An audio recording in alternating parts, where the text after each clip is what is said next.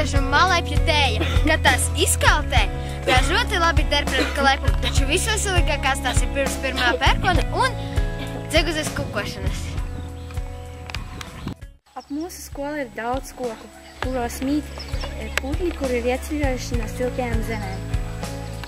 Mēs viņus aprūpējam un izveidojam putnu būrīšus. Tāpēc arī šo vietu sauc par putnu rezidenci. Pie mūsu skolas aug zilas vizbojas, tās ir ļoti lielas, kādas neatrodas mežā.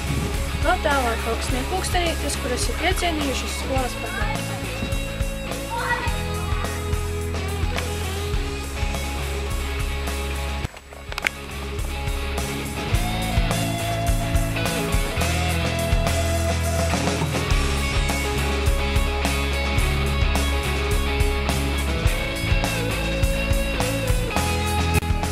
Pavasarī arī lieldienas. Mūsu skolas gaitenī ir arī uzziedējis skolu koks.